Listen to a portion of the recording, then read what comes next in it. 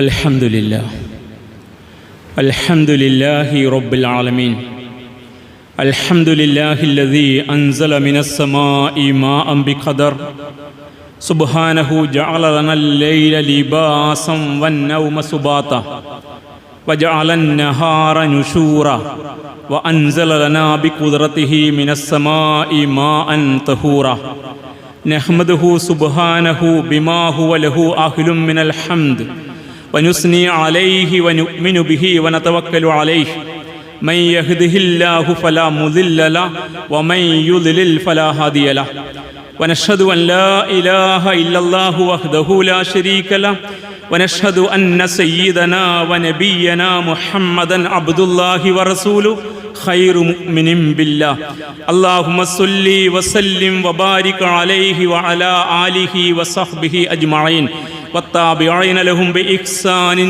ഇലാ യൗമിദ്ദീൻ അമ്മാ ബഅദ് ഫഊസികും ഇബാദല്ലാഹി ബിതഖ്വല്ലാഹി അസ്സ വജല്ല ജലാലു ഫത്തഖുല്ലാഹ ഹഖ്ക തുഖാതിഹി തകൂനു മിനൽ ഫായിസീൻ ഇൻ ഉരീദു ഇല്ലൽ ഇസ്ലാഹ മസ്തതഅതു വമാ തൗഫീഖി ഇല്ലാ ബില്ലാഹി അലൈഹി തവക്കൽതു വഇലൈഹി ഉനീബ് റബ്ബി ഇശ്റഹ് ലി സദ്രി വയസ്സിർ ലി അംരി വഹ്ലുൽ ഉഖ്ദതം മിൻ ലിസാനി യഫ്ഖഹു ഖൗലി അഊദു ബില്ലാഹി മിനശ് ശൈത്വാനിർ റജീം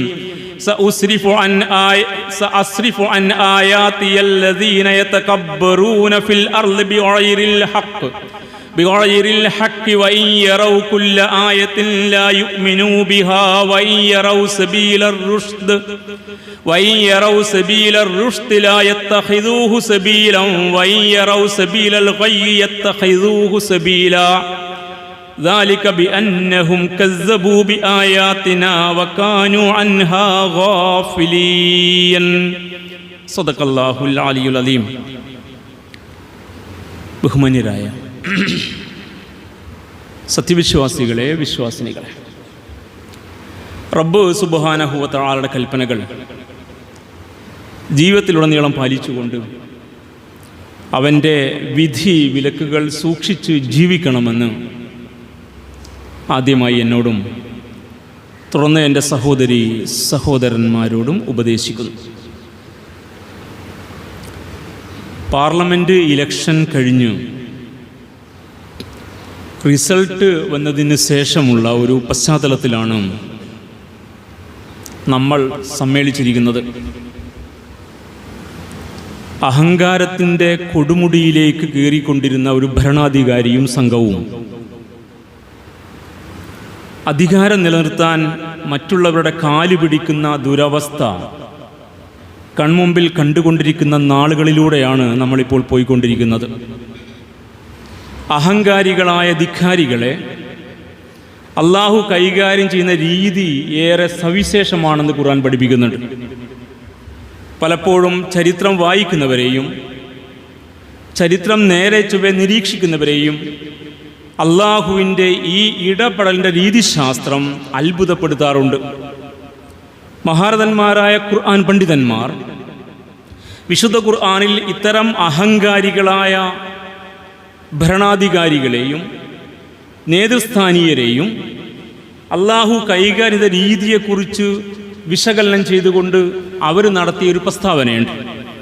തഫ്സീറിൽ ആ പ്രസ്താവന ഇങ്ങനെ വായിക്കാം: വൽ മുതകബ്ബിറൂന യരിസൂന ഖസായ. അഹങ്കാരികൾ എല്ലായ്പ്പോഴും നിന്ദ്യതയെ, വഷളത്തരത്തെ മാത്രമാണ് അനന്തരമെടുക്കുക. ഒടുവിൽ അവർക്ക് നിന്ദ്യതയാണ് ഉണ്ടാവുക. ഫഹും അസ്വഉ അഖ്ലാഫിൻ ലി അസ്ലാഫ്. കാരണം അവർ മുൻഗാമികളായ പാപികളുടെ പിൻഗാമികളായിട്ടാണ് രംഗത്തുള്ളത്. ലിഅന്നഹും ജഅലുൽ ലദീന ലഅനഹുമുല്ലാഹു ഹും ഖുദ്വത്തുഹുമുൽ മാസിലത്തി ദായിമൻ ഫീ മുഖയ്യലാത്തിഹിം.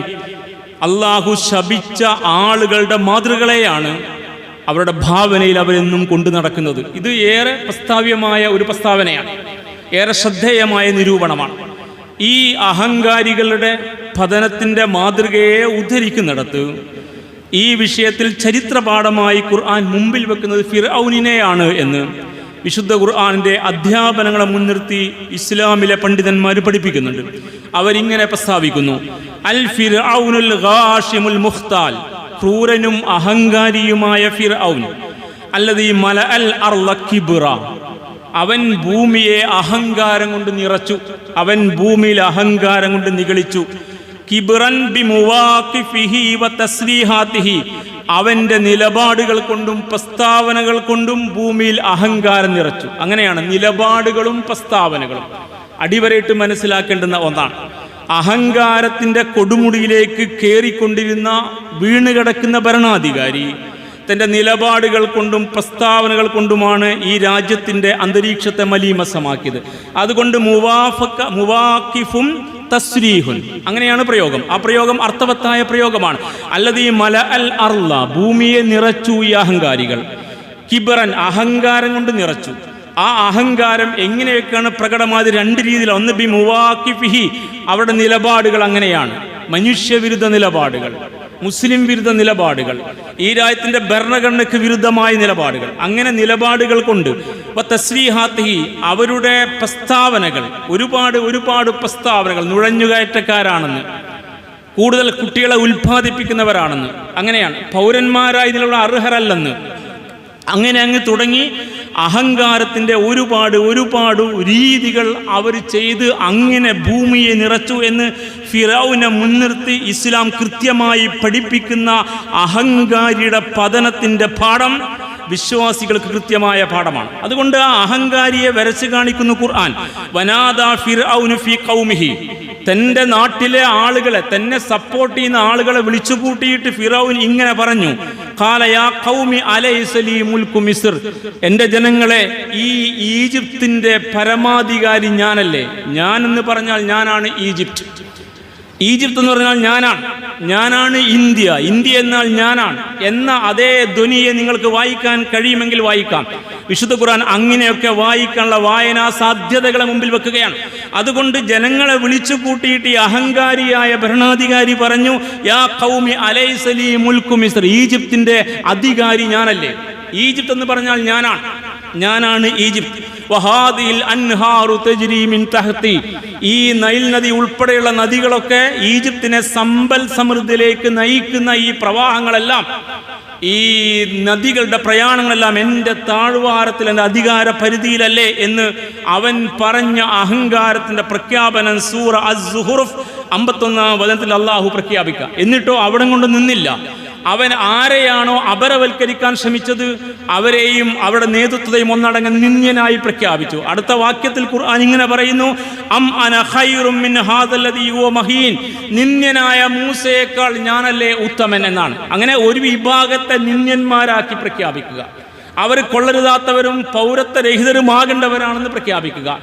ആ രീതിയിൽ ബനൂ ഇസ്രായേൽ സമുദായത്തെ അപരവൽക്കരിച്ചിട്ട് അവരുടെ വിമോചനത്തിന്റെ വക്താവായി രംഗത്ത് വന്ന മൂസയെ ഇകഴ്ത്തിക്കൊണ്ട് അവൻ പറഞ്ഞ വർത്തമാനം, അം അന ഖൈറുൻ, ഞാനല്ലയോ ഉത്തമൻ, ഞാനല്ലയോ യോഗ്യൻ, മിൻ ഹാദല്ലദീ ഹുവ മഹീൻ, നിന്ദ്യനായ ഇവനേക്കാൾ, ലാ വലാ യകാദു യുബീൻ, നേരെ ചൊവ്വേ സംസാരിക്കാൻ കഴിയാത്ത ഇവനേക്കാൾ ഞാനല്ലേ യോഗ്യൻ എന്നുകൂടി പറഞ്ഞുകൊണ്ട് ഏകാധിപതി ചമഞ്ഞ ഒരു ഭരണാധികാരിയുടെ അഹങ്കാരത്തിന്റെ കൊടുമുടി കയറുന്ന അവസ്ഥയെ വരച്ചിടുന്നു ഖുർആൻ. ഇത് നമുക്ക് നല്ലൊരു പാഠമാണ്.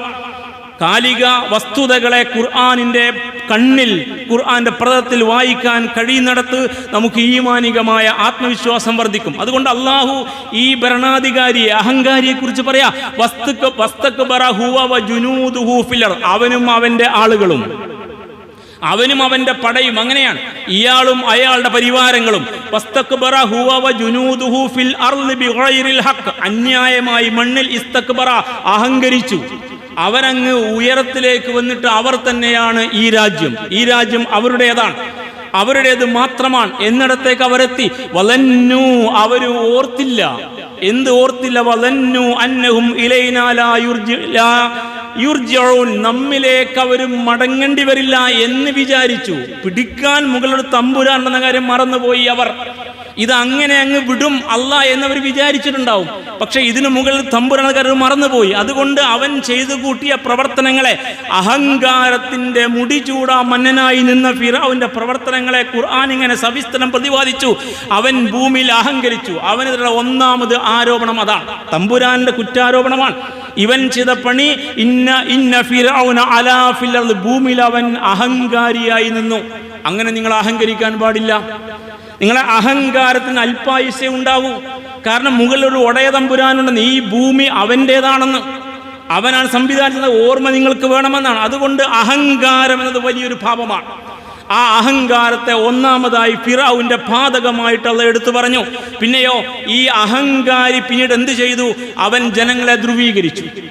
ഖുർആൻ പഠിപ്പിക്കുന്ന പാഠ വജഅല അഹ്ലഹാ ശിയഅ, വിശുദ്ധ ഖുർആൻ സൂറ ഖസസ് 4-ാമത് വചനം. അവിടുത്തെ നാട്ടുകാരെ തട്ടുകളാക്കി തിരിച്ചു. അങ്ങനെ ഒരു കൂട്ടർ ഈ നാട്ടിൽ ജീവിക്കാൻ യോഗ്യരല്ലെന്ന് പ്രഖ്യാപിച്ചു.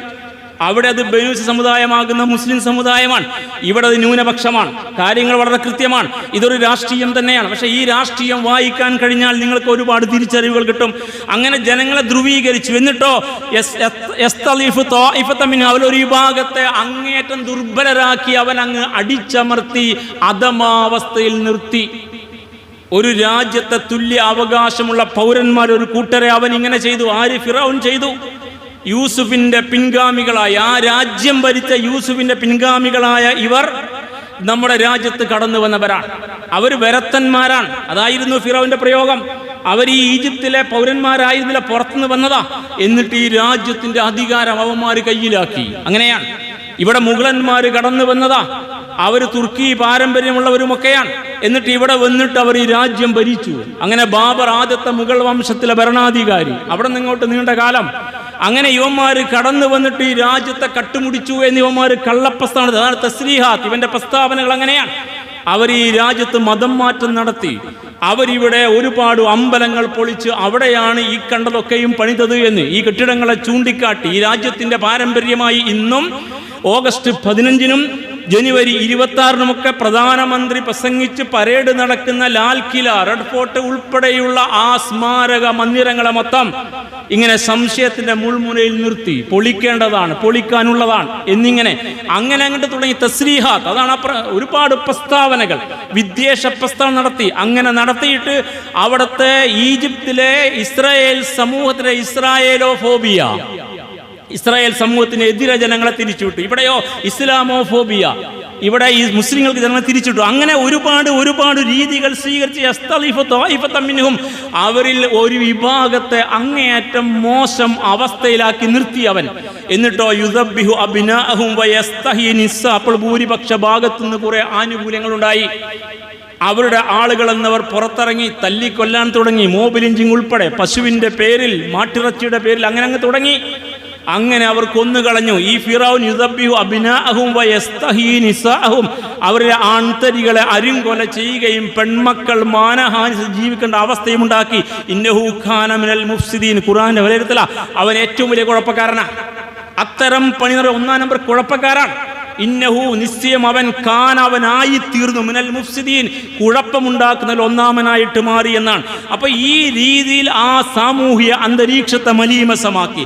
അങ്ങനെ മലീമസമാക്കിയിട്ട് ഈ സാമൂഹ്യ അന്തരീക്ഷം ഇങ്ങനെ ധ്രുവീകരിച്ചുകൊണ്ട് ഓരോ ഘട്ടത്തിലും തെരഞ്ഞെടുപ്പിന്റെ മുസ്ലിങ്ങൾക്കെതിരെ ഒരുപാട് പ്രയോഗങ്ങൾ, സ്വത്ത് തട്ടിയെടുക്കുന്നവരാണ്. ഇതാ ഇന്ന ആളുകൾ ഭരിച്ചാൽ മുസ്ലിമീങ്ങൾക്ക് സ്വത്ത് നൽകുമെന്ന്, നിങ്ങളുടെ കെട്ടുതാലി വരെ അവർക്ക് കൊടുക്കേണ്ടി വരുമെന്ന്, നുഴഞ്ഞുകയറ്റക്കാരാണെന്ന്, കൂടുതൽ കുട്ടികളെ ഉൽപ്പാദിപ്പിക്കുന്നവരാണെന്ന്, അങ്ങനെ അങ്ങ് തുടങ്ങി. ഒടുവിൽ നമ്മളിപ്പോൾ പണിത ക്ഷേത്രം ഇവർ ബുൾഡോസർ ചെയ്യുമെന്ന് വരെ പറഞ്ഞു നോക്കി തെരഞ്ഞെടുപ്പിന്റെ ഘട്ടത്തിൽ. അപ്പൊ അത്തരം നിലപാടുകളും പ്രസ്താവനകളും ഈ സാമൂഹിക അന്തരീക്ഷം മലീമസപ്പെടുത്തി. അതാണ് മുഫസ്സിർ നിരീക്ഷിച്ചത്. ഇത്തരത്തിലുള്ള ആളുകൾ അവർ അല്ലദീ മലഅൽ അർള കിബ്റ, അവർ ഭൂമിയിൽ അഹങ്കാരം കൊണ്ട് നിറക്കും, ബിമുവാഖിഫിയുടെ നിലപാട് കൊണ്ടും വതസ്രീഹാത്തിഹി, അവിടെ സത്യവിരുദ്ധ പ്രസ്താവനകൾ കൊണ്ടും. അതാണ് അഹങ്കാരത്തിന്റെ മുടി ചൂടിയ ആളുകൾ ചെയ്യുക എന്ന് കൃത്യമായിട്ട് പറയാം. ഒടുവിൽ ആ അഹങ്കാരം എവിടെ എത്തും? ഖുർആൻ വരച്ചു കാണിക്കുന്നു.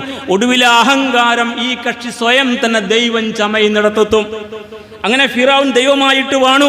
ഖുർആൻ പറയുന്നു സൂറ അന്നാസിയാത്തിൽ, ഫഹശറ ഫനാദ, അവൻ അവന്റെ ആൾക്കാരെ മൊത്തം വിളിച്ചുകൂട്ടി. അങ്ങനെ അവർ കേട്ടുകൊണ്ടിരിക്കുക. ഫഖാല, അവൻ പറഞ്ഞു, അന റബ്ബുക്കുമുൽ ആല, ഞാനാണ് കേട്ടോ നിങ്ങളുടെ ഏറ്റവും കൺകണ്ട ദൈവം. അങ്ങനെയാണ് ദൈവം ചമയുന്ന അവസ്ഥയിലേക്ക് എത്തും. വീണ്ടും വിശുദ്ധ ഖുർആൻ സൂറ ഖസസ് 38-ാം വചനത്തിൽ, ഈ ഫിറഔൻ പറഞ്ഞ വർത്താന, നിങ്ങൾക്ക് ഞാനല്ലാതെ വേറെ ഒരു ഇലാഹുള്ള കാര്യം എനിക്കറിയില്ല, ഞാൻ തന്നെയാണ് നിങ്ങളുടെ ദൈവം എന്നാണ്. അപ്പൊ ഈ കക്ഷി അതുപോലെ പറഞ്ഞു, എൻ്റെ ജനനം ബയോളജിക്കൽ അല്ലെന്ന്, ദൈവം എന്നെ നിയോഗിച്ച് അയച്ചതാണെന്ന്. അങ്ങനെയൊക്കെ നമ്മൾ കേട്ടു. ഇതെല്ലാം ഒരു ചരിത്രത്തിന്റെ ആവർത്തനമാണ്. ആവർത്തനത്തിന്റെ രീതി വ്യത്യസ്തമായിരിക്കാം, അതിന്റെ ശൈലിയും പ്രയോഗങ്ങളും കാലഘട്ടവും ഭൂമികയും വ്യത്യസ്തമായിരിക്കാം. പക്ഷെ വിശുദ്ധ ഖുർആൻ വായിക്കുന്നത് ആത്മവിശ്വാസം വരും. അങ്ങനെ ഒടുവിൽ ഈ എത്തേണ്ടിടത്തങ്ങെത്തി, എത്തേണ്ട ഘട്ടം വരെ എത്തണം. അതുവരെ തമ്പുരാൻ നോക്കി നിൽക്കുമെന്നാണ്. അതുവരെ നമ്മളും ക്ഷമിച്ചേ പറ്റൂ. ഇടപെടൽ നമുക്ക് നടത്താനും കഴിയണം. അങ്ങനെ ഈ ഘട്ടമെത്തിയപ്പോൾ അവിടെ മുതൽ അള്ളാഹ് ഇടപെടാൻ തുടങ്ങി. അങ്ങനെ ഇടപെട്ട തമ്പുരാൻ ആ ഇടപെടലിന്റെ ഭാഗമായി മൂസയെ അയച്ചു അലൈഹിസ്സലാത്തു വസ്സലാം. അങ്ങനെയാണ് മൂസ നബി അലൈഹിസ്സലാത്തു വസ്സലാം ഈജിപ്തിലേക്ക് നിയുക്തനാകുന്നത്. ആ ഈജിപ്തിലേക്ക് നിയോഗിച്ചുകൊണ്ട് മൂസയുടെ വർത്തമാനത്തിൽ ഈ പ്രയോഗം, ഈ അഹങ്കാരത്തിന്റെ വൃത്തികെട്ട പ്രവർത്തനങ്ങളെ ഉന്നയിച്ചുകൊണ്ട് അല്ലാഹ് പറഞ്ഞു, ഇദ്ഹബ് ഇലാ ഫിർഔന ഇന്നഹു തഗാ, നീ ഫിറൗന്റെ അടുക്കലേക്ക് പോകണം. അങ്ങനെയാണ്. ഇങ്ങനെ അഹങ്കാരത്തിന്റെ വഴിയിൽ സമൂഹത്തെ ധ്രുവീകരിച്ച് ഒരു രാജ്യത്തിന്റെ നൈതികതയെ ചോദ്യം ചെയ്ത് മുന്നോട്ട് പോകുന്ന ഭരണാധിയുടെ മുഖത്ത് നോക്കിയിട്ട് സംസാരിക്കാൻ യോഗ്യതയും അർഹതയും സ്ഥൈര്യവും ധൈര്യവും ഈമാനികമായ കരുത്തും ഖുർആനിന്റെ ആളുകൾക്ക് വേണം. അതുകൊണ്ട് വഹീ നൽകി ദിവ്യ പ്രബോധനത്തിന്റെ യുക്തനായ നേതാവായി നിയോഗിച്ചുകൊണ്ട് അള്ളാഹ് പറഞ്ഞ ആദ്യ വർത്തമാനം, നീ ഫിറൗന്റെ അടുക്കലേക്ക് പോകണം. ഇന്നഹു തഗാ, അവൻ അധികാരത്തിന്റെ കൊടുമുടിയിലെത്തിയിരിക്കുന്നു. ഇന്നഹു തഗാ, അഹങ്കാരത്തിന്റെ അതിക്രമത്തിന്റെ അതിരുവിട്ട പ്രവർത്തനത്തിന്റെ, അതിനാണ് തുഴയാനെന്ന് പറയാം. തഗാ, അവൻ അതിന്റെ കൊടുമുടിയിൽ എത്തിയിരിക്കുന്നു. അതുകൊണ്ട് നിങ്ങൾ അവിടെ പോകണം. അങ്ങനെയാണ് മൂസാ നബിയെ പിന്നീട് സഹോദരൻ ജ്യേഷ്ഠൻ ഹാറൂൻ നിശ്ചയിച്ച് ഹാറൂൻ അലൈഹിമ അസ്സലാം രണ്ടുപേരെ അങ്ങോട്ട് പറഞ്ഞയക്കുന്നത്.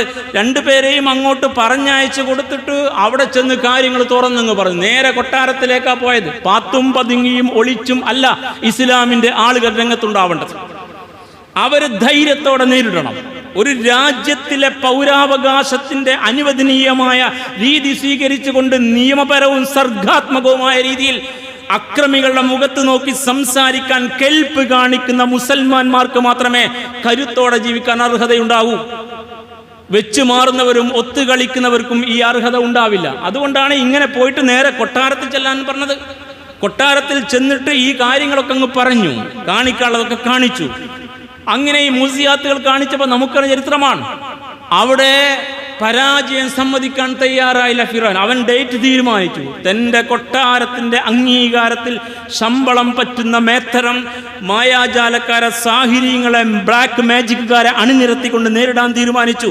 അങ്ങനെയാണ് ഡേറ്റ് കുറിച്ചത്. നമ്മൾ ഈ ഘട്ടം പഠിക്കണം. ഫിറൗന്റെ മുമ്പിൽ ചെന്നിട്ട് ആദ്യം നടന്ന പൊതു സംവിധാനമാണ്, അഥവാ പബ്ലിക്കിനെ അഡ്രസ് ചെയ്യാൻ മൂസാ നബി കിട്ടിയ ആദ്യ അവസരമാണ്.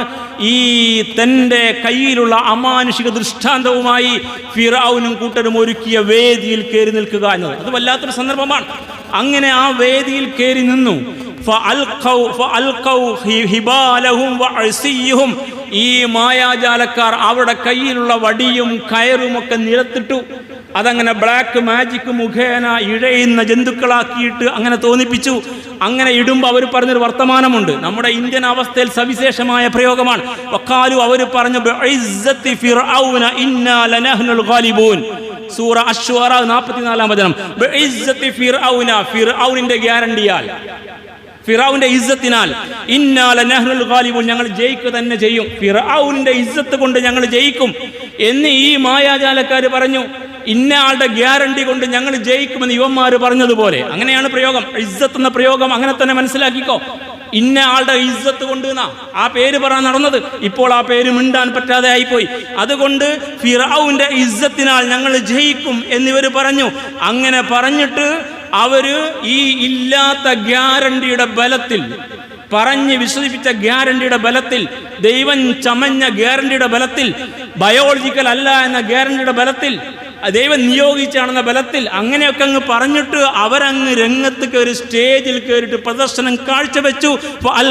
മൂസ അസാഹു, മൂസ തന്റെ കയ്യിലെ വടി നിലത്തിട്ടു അലൈഹിസ്സലാത്തു വസ്സലാം. ഫൈദാഹിയ തൽഖഫു മാ യൗഫികൂൻ, അവർ സംവിധാനിച്ച ഈ മായാജാല തന്ത്രവിദ്യകളെ മുഴുവൻ ഈ വടി, പാമ്പായി മാറിയ വടി വിഴുങ്ങിക്കളഞ്ഞു.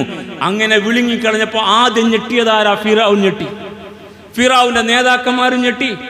പക്ഷെ ആ ഞെട്ടലിന്റെ വ്യാപ്തി വർദ്ധിപ്പിച്ചുകൊണ്ട് അടുത്ത ഒരു സംഗതി ഉണ്ടായി. ഈ മായാജാലക്കാർ ഒന്നടങ്കം സുജൂദിൽ വീണു. ഇങ്ങനെയാണ് ഫിറൗനെ അള്ളാഹ് ആദ്യമായി നിന്ദിച്ചത്. അവൻ വഷളായി.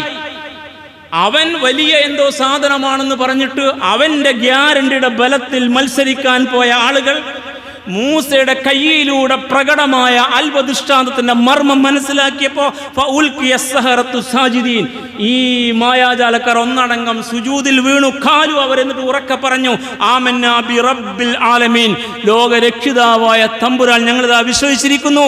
റബ്ബി മൂസ വ ഹാറൂൻ, മൂസയുടെയും ഹാറൂൻ റബ്ബിൽ ഞങ്ങളിതാ വിശ്വസിച്ചു എന്നാണ്. ഇങ്ങനെയാണ് ഫിറൗൻ ആദ്യമായി വഷളായത്.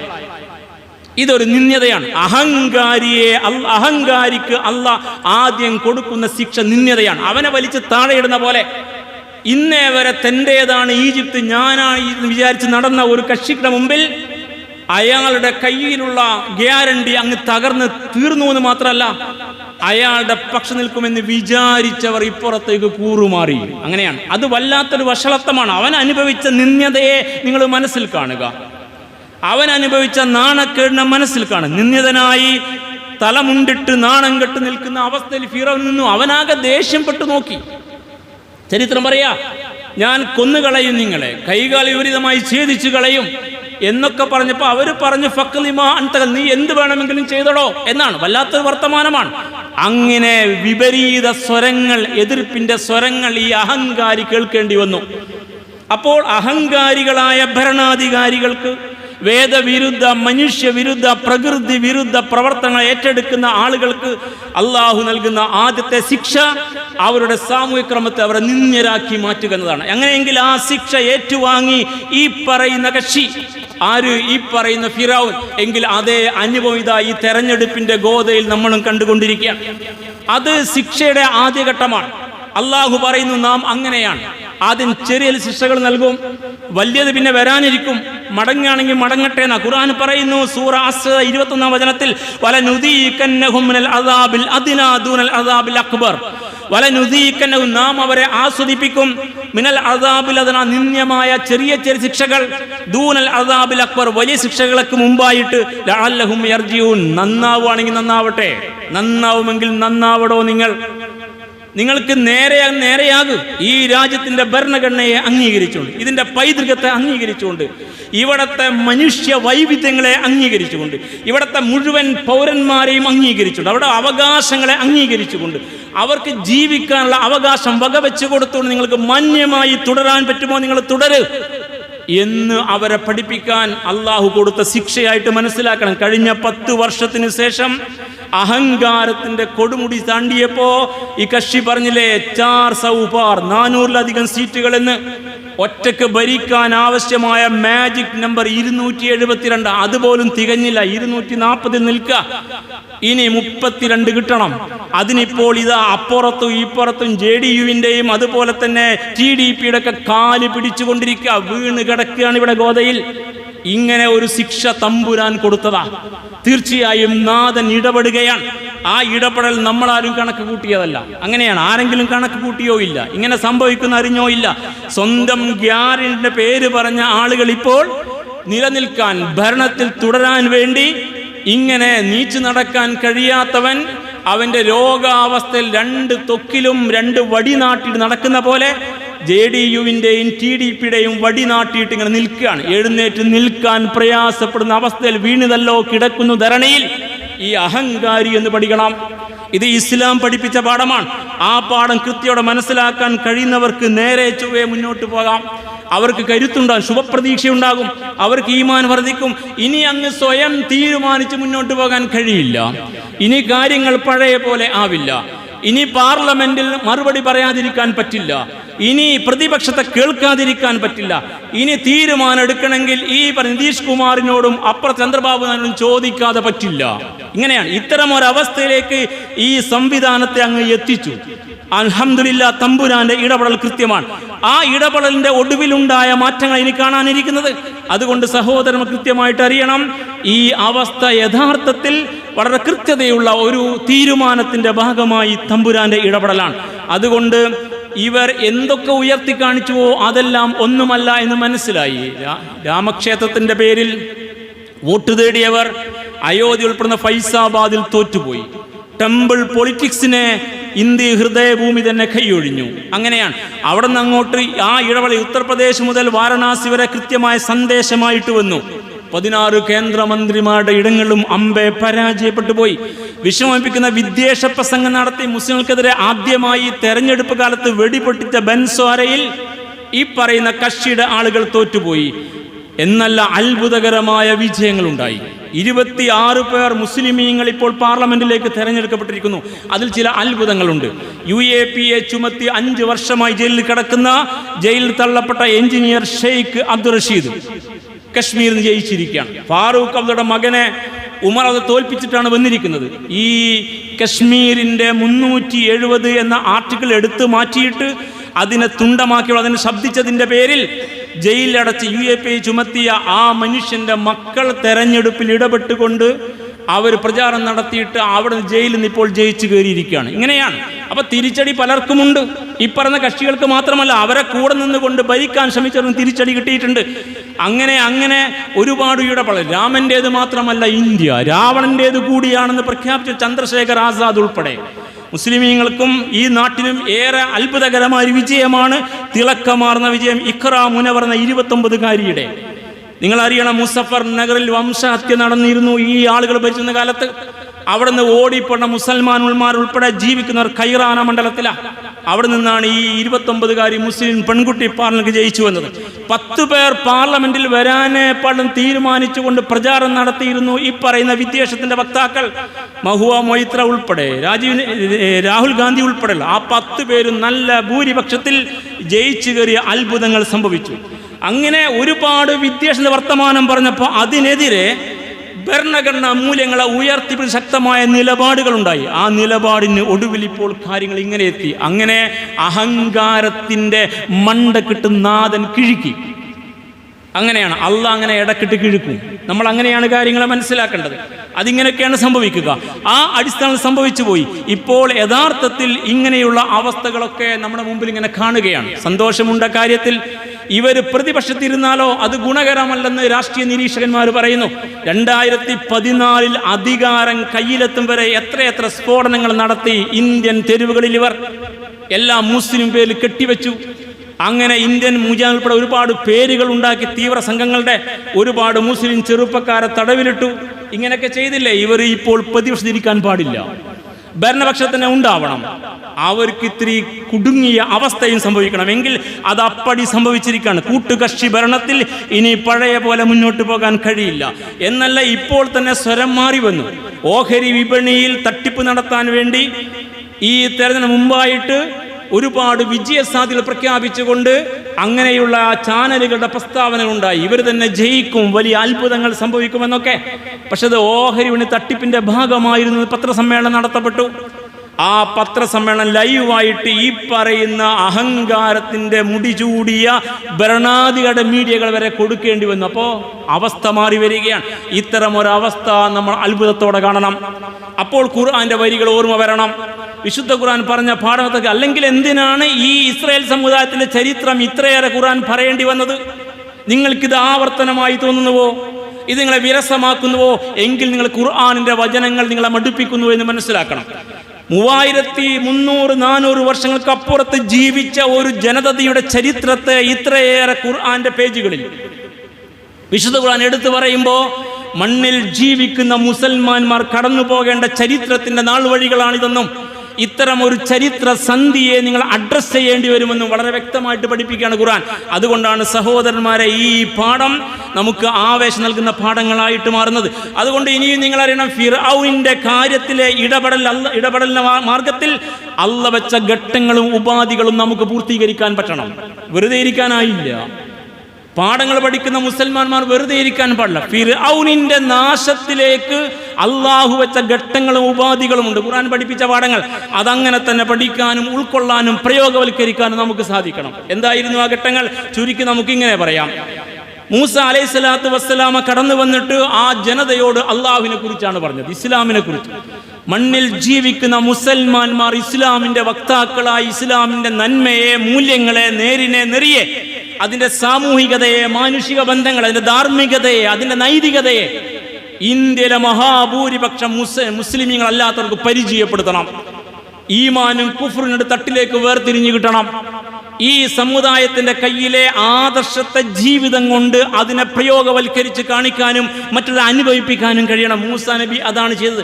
അതുകൊണ്ടാണ് ആ ജനങ്ങളെ മുമ്പിൽ ഇസ്ലാമിനെ അവതരിപ്പിച്ച് മൂസ അലൈഹിസ്സലാം സംസാരിച്ചത്.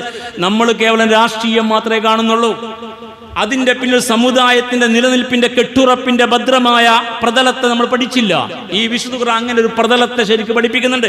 അതുകൊണ്ട് യാ ഖൗമി ഉബ്ദുല്ലാഹ മാലക്കും മിൻ ഇലാഹിൻ ഗൈറു, പ്രവാചകന്മാർ വന്നിട്ട് പറഞ്ഞ വാക്യം, ഖുർആൻ ആവർത്തിച്ച് പറഞ്ഞ വാക്യം ഇതാണ്: എൻ്റെ ജനങ്ങളെ, നിങ്ങൾ അള്ളാഹുവിന്റെ കൽപ്പനക്ക് വഴിപ്പെടുവിൻ, അവനല്ലാതെ നിങ്ങൾക്ക് വേറെ ഒരു ഇലാഹില്ല എന്ന് മുഖത്ത് നോക്കിയിട്ട് പറയാൻ പറ്റും വിധം ഈ ഇസ്ലാമിന്റെ പ്രബോധന നിയോഗം ഈ സമുദായം ഏറ്റെടുക്കണം എന്നല്ല. പ്രവാചകന്മാരെ കുറിച്ച് വീണ്ടും ഖുർആൻ വലഖദ് ബഅസ്നാ ഫീ കുല്ലി ഉമ്മത്തിൻ റസൂല അൻ യഅ്ബുദുല്ലാഹ വജ്തനിബുത് താഗൂത്ത്. ഇത്തരം താഗൂത്തുകളെ, തുഗയാൻ, അതിക്രമം കാണിക്കുന്ന അഹങ്കാരത്തിന്റെ മുടി ചൂടാ മന്നന്മാർ, അവരാണ് താഗൂത്തുകൾ. അങ്ങനെയുള്ള താഗൂത്തുകളെ വെടിയാനും അള്ളാഹുവിന്റെ കൽപ്പനയ്ക്ക്, പ്രപഞ്ചത്തെ സൃഷ്ടിച്ച നാഥന്റെ നിയമത്തിന് വിധേയപ്പെട്ട് ജീവിക്കാനും മനുഷ്യരെ മനുഷ്യരായി കണ്ടുകൊണ്ട് മുന്നോട്ട് പോകാനും മനുഷ്യരെ പഠിപ്പിച്ചവരാണ് പ്രവാചകന്മാർ എന്നും ഖുർആൻ. എങ്കിൽ മൂസാ നബി അലൈഹിസ്സലാം ഈ നിയോഗം ഭംഗിയായി നിർവഹിച്ചു. അങ്ങനെ ഈ രണ്ട് തട്ടിലേക്ക് മനുഷ്യർ വേർതിരിഞ്ഞ അവസ്ഥ ഉണ്ടാക്കി. അങ്ങനെയെങ്കിൽ ഈ നിയോഗം, ഈ ഘട്ടം, ഈ ഉപാധി പൂർത്തീകരിക്കാൻ മുസൽമാന്മാർക്ക് പറ്റണം. രണ്ടാമതായിട്ട് മൂസാ നബി എന്താ ചെയ്തത്? അദ്ദേഹം മുസ്ലിം സമുദായത്തെ നേരെ ചൊവ്വേ ഇസ്ലാഹ് ചെയ്യാൻ, സംസ്കരിക്കാൻ പണിയെടുത്തു. അതിനുവേണ്ടി പള്ളി ഉണ്ടാക്കാൻ അനുവാദമില്ലാത്ത ഈജിപ്തിന്റെ ഭൂമികയിൽ മുസ്ലിങ്ങൾ താമസിക്കുന്ന ഇടങ്ങളിൽ ഒരു വീട് കേന്ദ്രമായി നിശ്ചയിച്ചുകൊണ്ട് മുന്നോട്ട് പോകാൻ അള്ളാഹ് തന്നെ നിർദ്ദേശം കൊടുത്തു.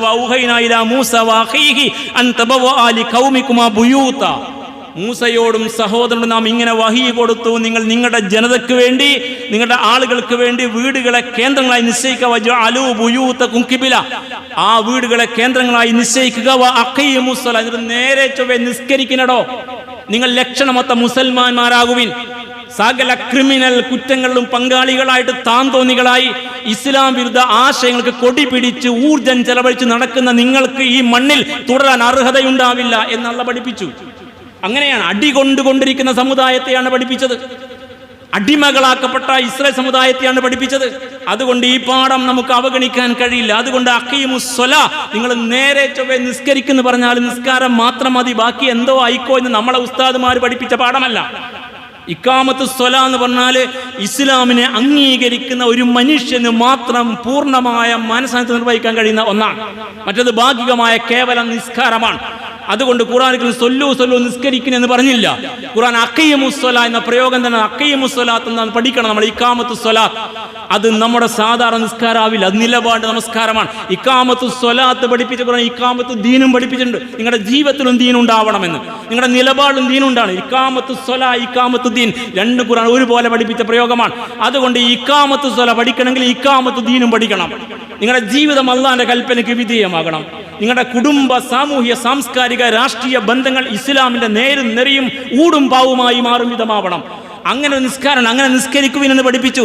എന്നിട്ടോ വബശ്ശിരിൽ മുഅ്മിനീൻ, എങ്കിൽ നിങ്ങൾക്ക് സന്തോഷിക്കാം. അല്ലാഹ് പറയാ, എങ്കിൽ നിങ്ങൾക്ക് സന്തോഷിക്കാം. നിങ്ങളുടെ ശത്രുവിനെ ഒരു കിഴുക്ക് കൊടുത്തിരിക്കുകയാണ്. ബാക്കി വരാനിരിക്കുന്നത് നിങ്ങളുടെ നിലപാട് നോക്കിയിട്ടാണ്. നിങ്ങൾ നന്നാവുമെങ്കിൽ നിങ്ങൾക്ക് ഇനിയും സന്തോഷിക്കാൻ വകയുണ്ട്. അല്ല, നിങ്ങൾ നന്നാവില്ലെങ്കിലോ നിങ്ങൾ അനുഭവിക്കേണ്ടത് അനുഭവിച്ചേ തീരൂ. നിങ്ങളെ രക്ഷിക്കാൻ ഒരു കൂട്ടരും ഉണ്ടാവില്ലെന്ന്. മൂന്നാമതായിട്ട് എന്താ പറഞ്ഞത്? സബറും തവക്കുലും ശീലമാക്കാൻ പഠിപ്പിച്ചു മൂസാ നബി അലൈഹിസ്സലാം. വഖാല മൂസാ നബി ആ ജനതയോട് പറഞ്ഞു: യാ ഖൗമിന്റെ ജനങ്ങളെ, ഇൻ കുന്തും ആമൻതും ബില്ലാഹി ഫഅലൈഹി തവക്കലു, നിങ്ങൾ അല്ലാഹുവിൽ വിശ്വസിക്കുന്നെങ്കിൽ അവനിൽ ബരമേൽപ്പിക്കുവിൻ. വിശ്വാസമുണ്ടെങ്കിൽ, നിങ്ങൾ അള്ളാഹുവിന്റെ ആളുകളാണെങ്കിൽ അവനിൽ ബരമേൽപ്പിക്കുക. ഇതൊക്കെ മറികടക്കാൻ നിങ്ങൾക്ക് പറ്റും. സംഘപരിവാരത്തിന് ശേഷവും മുസൽമാന്മാർ ഇന്ത്യയിൽ ജീവിക്കും. അങ്ങനെയാണ് ഇസ്ലാമിന്റെ പ്രഖ്യാപനം. അത് ഖുർആനിന്റെ പ്രഖ്യാപനമാണ്. അതുകൊണ്ട് നിങ്ങൾക്ക് വിശ്വാസമുണ്ടെങ്കിൽ അള്ളാഹുവിൽ ബരമേൽപ്പിക്കുക. എന്താ ഇങ്ങനെ പറയാൻ കാരണമുണ്ട്. ഇവന്മാര് നേരെ ചൊവ്വേ മുസ്ലിം ആകടോ എന്ന് മൂസാ നബി മുസ്ലിമീങ്ങളോട് പറഞ്ഞപ്പോ അവർ പറഞ്ഞ വർത്തമാനം എങ്ങനെന്നറിയാവോ? അവരിങ്ങനെ പറഞ്ഞു: ഖാലു ഊദീനാ മിൻ ഖബ്ലി അൻ തഅതിയനാ വമിൻ ബഅദി മാ ജിഅതനാ. നീ വരുന്നതിന് മുമ്പും ഞങ്ങൾക്ക് മർദ്ദനം തന്നെ, നീ വന്ന ശേഷവും ഞങ്ങൾ മർദ്ദനം സഹിക്കുക, നിന്നെ കൊണ്ട് ഞങ്ങൾക്ക് എന്താണോ ഗുണം എന്നാ ചോദിച്ചത്. അതിന് മലയാളം അങ്ങനെയാണ്. അപ്പോൾ ഇങ്ങനെ പരാതി പറയാനാ, ഞങ്ങൾ അടികൊള്ളുന്നവരാണ് എന്ന ഇരവാദം ഉന്നയിക്കാൻ മാത്രം പഠിച്ച നമസ്കാരത്തഴമ്പുകാർ മാറണം. നിങ്ങൾ അടികൊള്ളേണ്ടവരല്ല, നിങ്ങൾ മുഖേന മർദ്ദകൻ അടികൊള്ളേണ്ടതുണ്ട്. അങ്ങനെയാണ് ചരിത്രം തിരിച്ചു വെക്കുക. അങ്ങനെ തിരിച്ചു വെക്കാൻ പഠിക്കണം. അതുകൊണ്ടാണ് ഞങ്ങളിവിടെ മർദ്ദിക്കപ്പെടുകയാണ്, നീ ഇതിനു മുമ്പ് ഞങ്ങൾക്ക് തന്നെ അവസ്ഥ, ഇപ്പോഴും അങ്ങനെ തന്നെയാണ് എന്ന് പറഞ്ഞ കൂട്ടരോട് പറഞ്ഞു, നിങ്ങൾക്ക് വിശ്വാസം ഉണ്ടോ? നിങ്ങൾക്ക് വിശ്വാസമുണ്ടെങ്കിൽ മൂസ നബി പറഞ്ഞ വർത്തമാനതാ, യാ ഖൗമി, എന്റെ ജനങ്ങളെ, ഇൻ കുന്തും ആമൻതും ബില്ലാഹ്, നിങ്ങൾക്ക് അല്ലാഹുവിൽ വിശ്വാസമുണ്ടെങ്കിൽ ഫഅലൈഹി തവക്കലു, നിങ്ങൾ അവനിൽ ഭരമേൽപ്പിക്കുവിൻ. ഇൻ കുന്തും മുസ്ലിമീൻ, നിങ്ങൾ മുസ്ലിമീങ്ങളാണെങ്കിൽ ഇതാ ചെയ്യേണ്ടത്. അപ്പൊ മുസ്ലിമാണെന്ന് പറഞ്ഞിട്ട് ഇരവാദം ഉന്നയിച്ച് കേവലം ആരാധനാദി കാര്യങ്ങളൊക്കെ ഭംഗിയായി ചെയ്ത് ഇസ്ലാം വിരുദ്ധ ആശയങ്ങളെ വിജയിപ്പിക്കൊണ്ട് പണിയെടുത്ത് നടക്കുന്ന കൂട്ടരെ നിങ്ങൾ അടികൊള്ളാൻ ബാധ്യതപ്പെട്ടവരാണ്. നിങ്ങളുടെ കാര്യത്തിൽ അള്ളാഹ് ഇടപെടണമെങ്കിൽ ഉപാധികളുണ്ട്, ആ ഉപാധികൾ പൂർത്തീകരിക്കണം. അതുകൊണ്ട് ഇസ്ലാഹും ദഅവത്തും അള്ളാഹുവിനെ ബരമേൽപ്പിക്കലും അവന്റെ മാർഗത്തിൽ സബറോടെ നിൽക്കലും ഒക്കെ നടക്കണം. ഒപ്പം നിങ്ങൾ നന്നായിട്ട് പണിയെടുക്കുന്നതോടൊപ്പം പ്രാർത്ഥിക്കുകയും വേണം. ആരാ പഠിപ്പിച്ചത്? മൂസാ നബി പ്രാർത്ഥിച്ചും കാണിച്ചെന്നു. കയ്യിൽ ഈ വടിയുള്ള മൂസ അലൈഹി സ്വലാത്തു വസ്സലാം, അള്ളാഹുവിന്റെ പിന്നുള്ള മൂസാ നബി റബ്ബനത്മിസ്, അങ്ങനെയാണ് പറഞ്ഞത്, റബ്ബനത്മിസ് അലാ അംവാലിഹിം, അവിടെ സ്വത്തുക്കളും അവിടെ അലങ്കാരങ്ങളും അവിടെ ഭരണവും അധികാരമൊക്കെ പടച്ചവനെ തുടച്ചു നീക്കണമെന്ന് പ്രാർത്ഥിച്ചു. എത്ര പേര് പ്രാർത്ഥിച്ചു? ഒടുവിൽ റിസൾട്ടിന് മുമ്പ് ഉസ്താദുമാരുടെ പ്രഖ്യാപനം, ഈ പ്രാർത്ഥന ചൊല്ലിക്കോളിട്ടോന്നാ. എടുക്കേണ്ട പണിയെടുക്കാതെ പ്രാർത്ഥിക്കാൻ മാത്രം പഠിച്ച കൂട്ടർ, നിലപാടുകളില്ലാതെ പ്രാർത്ഥിക്കാൻ പഠിച്ച കൂട്ടർ, ഒട്ടകത്തെ കെട്ടിയിടാതെ തവക്കുലാക്കുന്ന ഒരാളുടെയും തവക്കുൽ തമ്പുരാൻ സ്വീകരിക്കില്ലെന്ന് ചരിത്രം മുമ്പിൽ നിർത്തി ഉദാഹരണം കാണിച്ച് പഠിപ്പിച്ച ഹബീബിന്റെ പിൻഗാമികൾ. അതുകൊണ്ട് അങ്ങനെ കുറച്ച് പ്രാർത്ഥന ചൊല്ലിക്കൊണ്ട് മാത്രമല്ല, നിങ്ങൾ നന്നായിട്ട് നിലപാടുള്ളവരാവുക, തമ്പുരാന്റെ കൂടെയാവുക, നിങ്ങൾ രംഗത്തിറങ്ങി പണിയെടുക്കുക, നിങ്ങൾ അല്ലാഹുവിനോട് പ്രാർത്ഥിക്കുക. ഇങ്ങനെയാണ് ഇസ്ലാമിന്റെ ക്രമം.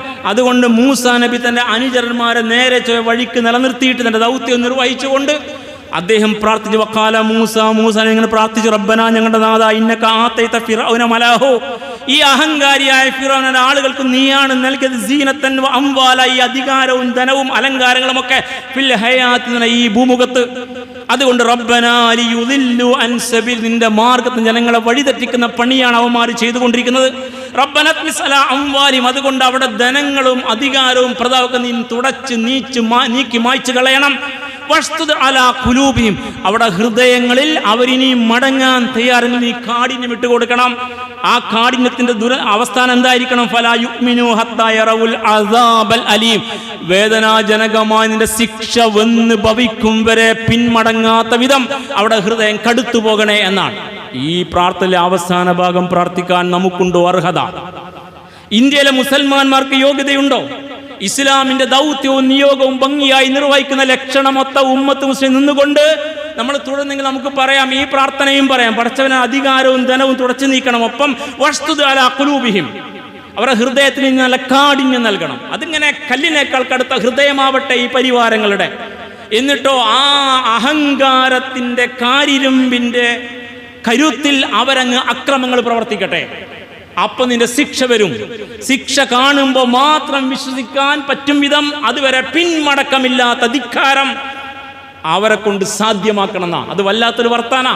അത് ഇസ്ലാമിന്റെ ദൗത്യം ഏറ്റെടുത്തൊരു ജനതക്ക് മാത്രം പ്രാർത്ഥിക്കാൻ കഴിയുന്നതാ.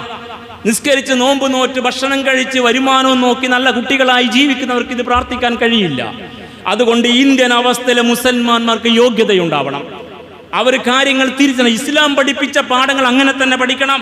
അതുകൊണ്ടാണ് ഫിർഔന് അവന്റെ ആളുകൾക്ക് മൂസാ നബിയും കൂട്ടരും പോയ വഴിയിലേക്ക് രണ്ട് ഭാഗത്തേക്ക് മാറി നിന്ന കടലിലേക്ക് ഇറങ്ങാൻ അവർക്ക് ധൈര്യം വന്നത്. കാരണം അവരുടെ ഹൃദയത്തിലൊക്കെ അടുത്തു പോയിരുന്നു. അവർക്ക് പേടിയുണ്ടായില്ല. ഇതിങ്ങ് കൂടിയാലോ ഞങ്ങൾ പെട്ടുപോകുമെന്ന് പേടിച്ചില്ല. ഇവന്മാരെല്ലാവരും കൂടി ഇറങ്ങി. മറുപക്ഷം അക്കരെ എത്തിയപ്പോൾ ഇവന്മാർ മുങ്ങി മരിക്കും. ഫിറൗൻ പറഞ്ഞു, ആമൻതു ബിറബ്ബി മൂസ വ ഹാറൂൻ. അപ്പോൾ അവൻ പറഞ്ഞു, അതാണ് ശിക്ഷ കൺമുമ്പിൽ കാണും വരെ വിശ്വസിക്കാൻ കഴിയാത്ത വസ്തുതല കുരു ഹൃദയത്തിന് കാഠിന്യം കൊടുക്കണം. ഫലാ യുഅ്മിനു ഹത്താ യറവുൽ അസാബൽ അലീം, വേദനാജനകമായ ശിക്ഷ കൺമുമ്പിൽ കാണും വരെ വിശ്വസിക്കാൻ പറ്റരുത്. അങ്ങനെയുള്ള കാഠിന്യം കൊടുക്കണം എന്നാ. അപ്പൊ ഇതിലൊരു വല്ലാത്ത മർമ്മമുണ്ട്. ഈ മർമ്മം മനസ്സിലാക്കാൻ ഖുർആൻ പഠിക്കുന്നവർക്ക് പറ്റണം. ഈ ആദത്ത് ഉൾക്കൊള്ളാൻ. അതുകൊണ്ട് സഹോദരന്മാരെ, ഇത്തരത്തിലുള്ള അക്രമികളുടെ പതനം മണ്ണിൽ സാധ്യമാക്കാൻ നമുക്ക് നിലപാടുകൾ ഉണ്ടാവണം. ഇത്തരത്തിലുള്ള അഹങ്കാരികളുടെ പതനം മണ്ണിൽ ഉറപ്പ് നമുക്ക് ഈ ഉപാധികൾ പൂർത്തീകരിക്കാനും പറ്റണം. അത്തരം ലക്ഷണമൊത്ത മുസൽമാന്മാരായിട്ട് മാറണം. പണി കിട്ടിയ കൂട്ടത്തിൽ കേരളത്തിലെ സർക്കാരിനും കിട്ടി പണി. അങ്ങനെയാണ്, അഹങ്കാരികളല്ല അങ്ങനെ അങ്ങ് വിടൂലല്ലോ. അതുകൊണ്ട് നന്നായിട്ട് കിട്ടി. ഈ സാമൂഹ്യ ക്രമത്തെ ഇങ്ങനെ മലീമസമാക്കിക്കൊണ്ട് മതേതരത്വം പറഞ്ഞ് നടന്ന ആളുകൾ, ഇവിടത്തെ നിങ്ങളുടെ മുഴുവൻ പ്രശ്നങ്ങളുടെയും കാരണക്കാർ മുസൽമാന്മാരാണെന്ന ധ്വനി കഴിഞ്ഞ ഏതാനും വർഷങ്ങളായി കേരളത്തിന്റെ സാമൂഹ്യ അന്തരീക്ഷം മുടങ്ങിയപ്പോ ആദ്യം മിണ്ടാതിരുന്ന കൂട്ടർ അങ്ങനെയാണ്. അങ്ങനെ ഒരുപാട് ഇടപെടൽ ഇവിടെ നടന്നപ്പോൾ അത് കണ്ടില്ലെന്ന് വെച്ച് മുന്നോട്ട് പോയവർ, അത്തരത്തിൽ മുന്നോട്ട് പോയ ആളുകൾ അവരെ കടത്തിവിട്ട് ഈ അഹങ്കാരികളായ ആളുകളുടെ മനുഷ്യരെ വേർതിരിക്കുന്ന നിലപാടിനെ കടത്തിവെട്ടി ഇവിടെ മുന്നോക്ക സംവരണം ഉൾപ്പെടെ നടപ്പാക്കിയെന്ന് മാത്രമല്ല, ജാതി സെൻസസ് നടപ്പാക്കുന്ന വിഷയത്തിൽ മിണ്ടാതിരിക്കുന്ന ഒരു കേരള സർക്കാർ. ജാതി നടപ്പാക്കാൻ വേണ്ടി ഇതാ JDU ഇപ്പോ ഈ പറയുന്ന ഭരണാധികാരി സംഘം നിർബന്ധിച്ചുകൊണ്ടിരിക്കുക. ജാതി നടപ്പാക്കണം, അഗ്നിവീർ പദ്ധതി നിർത്തലാക്കണം. അങ്ങനെയാണ് അവരുടെ നിലപാടുകൾക്കെതിരെ വർത്തമാനം പറയുന്ന TDP ഉൾപ്പെടെ മുസ്ലിം സംവരണം നിലപാടായി സ്വീകരിച്ച് മാനിഫെസ്റ്റോ എഴുത്തയ്യാറാക്കിയ കൂട്ടരാ കൂടെ നിൽക്കുന്നവർ. അപ്പൊ അവരുടെ നിലപാടുകളെ മാറ്റിമറിച്ചപ്പോ അവരിപ്പോ വഴങ്ങേണ്ടി വന്നപ്പോ അത്തരം നിലപാടും പ്രഖ്യാപിക്കാതെ അവരെ കറക്റ്റ് നിലപാട് സ്വീകരിച്ച് മുന്നോട്ട് പോയ ഒരു സോ കാൾഡ് സെക്യുലിസം ഉണ്ട് ഇവിടെ. അതിനും കിട്ടി നന്നായി പണി. എന്ത് കിട്ടിയെന്ന് മനസ്സിലാക്കാൻ ഒറ്റ വർത്തമാനം മാത്രം പറയാം. മാർ കുറിലോസ് തിരുമേനി, ബഹുമാന്യനായ ക്രിസ്തീയ പാദരി, ഇന്നലെ പറഞ്ഞ വർത്തമാനം നല്ല അർത്ഥവത്തായ വർത്താന, അത് മാത്രം മതിയാകും കണ്ണു തുറപ്പിക്കാൻ. അദ്ദേഹം പറഞ്ഞ വർത്തമാനം ഒരു ആക്ഷേപഹാസ്യമാണ്. ഇടത്തോട്ട് ഇൻഡിക്കേറ്റർ ഇട്ട് നിങ്ങൾ വലത്തോട്ട് വണ്ടി ഓടിക്കുക, അപകടത്തിലാകുന്ന. ഇവിടത്തെ ഇടതുവശത്തോട് വർത്താന, ഇടത്തോട്ട് ഇൻഡിക്കേറ്റർ ഇട്ട് നിങ്ങൾ വലത്തോട്ട് വണ്ടി ഓടിക്കരുത്, അപകടത്തിൽപ്പെടും. ഒന്നുകിൽ നിങ്ങൾ ഇടതുപക്ഷമായി നിൽക്കടോ നേരും നെറിയുമുള്ളവരായിട്ട്, അല്ലെങ്കിൽ വലതുപക്ഷത്തേക്ക് കൂറ് മാറടോ എന്നാണ് നേർമലയാളം. അത് ഇത്ര കൂടി പറഞ്ഞു, കേരളത്തിലെ ഇടതുപക്ഷത്തിന് ബംഗാളിലെയും ത്രിപുരയിലെയും അവസ്ഥ വരും. ഇതൊക്കെ ബുദ്ധിയുള്ളവർക്ക് മനസ്സിലാകും. അപ്പോഴും കൊടി പിടിക്കുന്നവരുണ്ടാകും, അവർക്ക് ഇസ്ലാമും മനസ്സിലാവില്ല, ഈ സാഹചര്യത്തിന്റെ യാഥാർത്ഥ്യവും മനസ്സിലാവില്ല. ചവിട്ടി നിൽക്കുന്ന പ്രതലത്തിന്റെ ചൂടറിയാത്ത നമസ്കാരത്തഴമ്പുകാർ അവരുടെ ഊർജം ചെലവഴിക്കുക ഇത്തരം കാര്യങ്ങളൊക്കെ. അപ്പൊ അവസാനം പറയാണ്, അവിടുത്തെ ബിഷപ്പ് നാർക്കോട്ടിക് ജിഹാദ്, അദ്ദേഹം ബഹുമാന്യനാണ്, ആദരണീയനാണ്, അധ്യായം ക്ലോസ് എന്ന് പറഞ്ഞ വാസവൻ ഇപ്പൊ പറയുന്നു കോട്ടയത്ത് ഒരുപാട് വോട്ടുകൾ BJPക്ക് പോയെന്ന്. ഇപ്പുറത്ത് കണ്ണൂരിന് മറ്റേ കക്ഷി പറയുന്നു കണ്ണൂരിലെ പാർട്ടി പ്രദേശങ്ങളിൽ വരെ വോട്ടുകൾ BJPക്ക് പോയെന്ന്. അപ്പൊ ബുദ്ധിയുള്ളവർ പറഞ്ഞു, നിങ്ങളുടെ പ്രവർത്തനം ഒരുപാട് സംഘപരിവാരത്തിന്റെ സ്ലീപ്പിംഗ് സെല്ലുകൾ ഉണ്ടെന്ന്. അപ്പൊ നിങ്ങൾ തൃശ്ശൂരിലെ വിജയത്തെ ക്രിസ്ത്യാനിയുടെ തലയിൽ കെട്ടിവെച്ചോ, അതൊരു ശരി തന്നെയാണ്. പക്ഷെ അത് മാത്രമല്ല ശരി, അതിനപ്പുറത്ത് നിങ്ങളുടെ ആളുകൾ നാളെ സംഘപരിവാരമാകാൻ പാകപ്പെട്ട വർഗീയ മനസ്സുള്ളവരാണ് മഹാഭൂരിപക്ഷവും. അങ്ങനെ നിങ്ങൾ ഈ സമൂഹത്തെ ആക്കിയെടുത്തു. അതുകൊണ്ട് നിങ്ങളുടെ നിലപാടുകൾക്കും ശരിയായ പണി കിട്ടി. അതുകൊണ്ട് നമ്മൾ കൃത്യമായിട്ട് കാര്യങ്ങൾ അറിയണം. തമ്പുരാൻ അങ്ങനെയാണ്. തമ്പുരാൻ അങ്ങനെ ഒരു വെടിക്ക് ഒന്നല്ല രണ്ടല്ല 100 പക്ഷികളായിരിക്കും അള്ളാഹുവിന്റെ മുമ്പിൽ നിങ്ങൾ അറിയണം. ഇത് മനസ്സിലാക്കാൻ നമുക്ക് പറ്റും. നമ്മൾ ആരെയും ഭയപ്പെടേണ്ട കാര്യമില്ല. നമ്മൾ വിശുദ്ധ ഖുർആന്റെ വക്താക്കളായിട്ട് ഇസ്സത്തോടെ എഴുന്നേറ്റ് നിൽക്കും, കാര്യങ്ങൾ നേരെ ചൊവ്വേ നിരീക്ഷിക്കും, കണ്ണു തുറന്ന് കാര്യങ്ങൾ കാണും. ഇത്തരം ആളുകളുടെ അടിമകളായിട്ട് മാറല്ല, നിങ്ങൾ തമ്പുരാന്റെ മാത്രം അടിമകളാകുവിൻ. നിങ്ങൾ പാർട്ടി മാനിഫെസ്റ്റോ അടിമകളാവല്ല, നിങ്ങൾ കിതാബിന്റെയും സുന്നത്തിന്റെയും അടിമകളാകുവിൻ. അങ്ങനെ നിങ്ങൾ തമ്പുരാന്റെ വഴിക്ക് സഞ്ചരിക്കുമ്പോൾ ഓതിവെച്ച സൂക്തം നിങ്ങളുടെ മുമ്പിൽ വീണ്ടും ഒരു അർത്ഥവത്തായ വർത്തമാനമായിട്ട് വരും. മുക്കതിൽ ഓതിവെച്ച സൂക്തം സൂറ അഹ്റാഫ് 146, അഹങ്കാരികളായ ആളുകൾ, അഹങ്കാരികളായ ആളുകളെ നാം നമ്മുടെ ദൃഷ്ടാന്തങ്ങളിൽ നിന്ന് മാറ്റി തെറ്റിച്ചു വിടും. കാരണം ഇവന്മാര് പാഠം പഠിക്കൂല, നാളെയും പഠിക്കൂല. നിങ്ങൾ നോക്കിക്കോ, അസ്രിഫു നാം തിരിച്ചുവിടും അൻ ആയാത്തിയ എന്റെ ദൃഷ്ടാന്തങ്ങളിൽ നിന്ന്. അല്ലദിനെ യതകബ്ബറൂന ഫിൽ അർളി ബിഗൈറിൽ ഹഖ്, അന്യായമായി മണ്ണിൽ അഹങ്കരിക്കുന്നവരെ ഈ പാഠങ്ങൾ തെറ്റിച്ചു. അപ്പൊ അവർ ന്യായങ്ങൾ ചമക്കും. അത് അങ്ങനെയല്ല, മറിച്ച് ആ പാർട്ടി, ഈ മുസ്ലിം പാർട്ടിയും ആ മുസ്ലിം സംഘടനയൊക്കെ പണിയെടുത്തിട്ടാണ് ഇപ്പൊ യുമാരൊക്കെ 18 സീറ്റ് നേടിയത്. ഇപ്പോൾ അതാ പറഞ്ഞുകൊണ്ടിരിക്കുന്നത്. ബുദ്ധിയുള്ളവർക്ക് മനസ്സിലാകും, പാഠങ്ങൾ പഠിക്കില്ല, അഹങ്കാരികൾ യാഥാർത്ഥ്യം ഉൾക്കൊള്ളില്ല. അങ്ങനെ അല്ല പറയാ, അസ്രിഫു നാം തിരിച്ചുവിടും അൻ ആയാത്തിയല്ലദിനെ യതകബ്ബറൂന ഫിൽ അർളി ബിഗൈറിൽ ഹഖ്, അന്യായമായി മണ്ണിൽ അഹങ്കരിക്കുന്ന ആളുകളെ നമ്മുടെ ശരിയായ പാഠം തെറ്റിച്ചുവിടും. വയറൗ കുല്ല ആയത്തിൻ ലാ യുഅ്മിനൂ ബി, എല്ലാ യാഥാർത്ഥ്യവും കൺമുമ്പിൽ തെളിഞ്ഞാലും അവർ വിശ്വസിക്കൂല. അല്ലാഹ് പറയാ വയറൗ സബീല റുഷ്ദില യത്തഖിദു സബീല, ശരിയായ വഴി ഇതാണെന്ന് തെളിഞ്ഞു കിട്ടിയാൽ സ്വീകരിക്കൂല. വയറൗ സബീലൽ ഗയ്യ്, ദുർമാർഗത്തിന്റെ വഴി വന്ന് കിട്ടിയാൽ യത്തഖിദു സബീല, അത് സ്വീകരിക്കും. അപ്പോൾ അവർ അവരുടെ വരട്ട് തത്വവുമായിട്ട് മുന്നോട്ട് പോകും. ദാലിക ബിഅന്നഹും കസ്സബു ബിആയാതിന, അതിന്റെ കാരണം അവർ നമ്മുടെ ദൃഷ്ടാന്തങ്ങളെ കളവാക്കിയ കൂട്ടരാണ്. വക്കാനു അൻഹാ ഗാഫിലീൻ, അവർ അള്ളാന്റെ പാഠങ്ങളെ അശ്രദ്ധമായി കാണുന്നവരാണ്. അതുകൊണ്ട് മനുഷ്യരായി നിന്നുകൊണ്ട് തമ്പുരാന്റെ ദാസന്മാരായി ജീവിക്കാൻ നിങ്ങൾ ആരെങ്കിലും വിസമ്മതിക്കുന്നു എങ്കിൽ, എല്ലാവരെയും അംഗീകരിക്കാൻ പറ്റുന്നില്ല എങ്കിൽ, വസ്തക്ബറു, നിങ്ങൾ അഹങ്കാരം കാണിക്കുന്നെങ്കിൽ, ഫയുഅദ്ദിബുഹും അദാബൻ അലീമ, അള്ളാഹു കടുത്ത ശിക്ഷ നിങ്ങൾക്ക് നൽകും. അങ്ങനെ ഒരു തമ്പുരാൻ മുകളിലുണ്ട്. ആ തമ്പുരാനാണ് നമ്മുടെ പ്രചോദനം. ആ തമ്പുരാന്റെ വചനങ്ങളായിരിക്കണം നമ്മുടെ പ്രചോദനം. ആ തമ്പുരാൻ നിർദ്ദേശങ്ങളായിരിക്കണം മാർഗദർശി. അതിനപ്പുറത്ത് നമുക്കൊരു കൊടിയുമില്ല, ഒരു പാർട്ടി മാനിഫെസ്റ്റോയുമില്ല. അതുകൊണ്ട് വിശുദ്ധ ഖുർആനിലേക്ക് മടങ്ങി അതിലേക്ക് തിരിഞ്ഞ് അള്ളാഹുവിനോട് ശുക്ർ ചെയ്ത് ഇനിയും മാറ്റങ്ങൾക്ക് വേണ്ടി പണിയെടുക്കുന്നവരായിട്ട് മാറുക. നാഥന്റെ പിന്തുണ നമുക്ക് ലഭ്യമാകും. അള്ളാഹു നമ്മെ അനുഗ്രഹിക്കുമാറാവട്ടെ. അഖൂലു ഖൗലി ഹാദാ വസ്തഗ്ഫിറുല്ലാഹ ലീ വലക്കും വസ്തഗ്ഫിറൂഹു ഇന്നഹു വൽ ഗഫൂറുർ റഹീം വദ്ഉഹു ഇന്നഹു വൽ ബറുൽ കരീം. അൽഹംദുലില്ലാഹി റബ്ബിൽ ആലമീൻ. اللهم صل وسلم على عبدك ورسولك محمد الأمين وعلى آله وأصحابه أجمعين. أيها الناس أوصيكم ثانيا بتقوى الله يا أيها الذين آمنوا اتقوا الله حق تقاته ولا تموتن إلا وأنتم مسلمون. ബഹുമാന്യരായ സഹോദരന്മാരെ സഹോദരിമാരെ, നാഥൻ്റെ കൽപ്പനകൾ പാലിച്ച് ജീവിക്കണമെന്നൊരിക്കൽ കൂടി ഉണർത്തുകയാണ്. അല്ലാഹു സുബ്ഹാനഹു വ തആല അവൻ്റെ ഇഷ്ടദാസന്മാരിൽ ദാസിമാരിൽ നാം ഏവരെയും ഉൾപ്പെടുത്തുമാറാവട്ടെ. നമ്മിൽ നിന്ന് മരിച്ചുപോയവർക്ക് അല്ലാഹു മഗ്ഫിറത്തും മർഹമത്തും നൽകുമാറാവട്ടെ.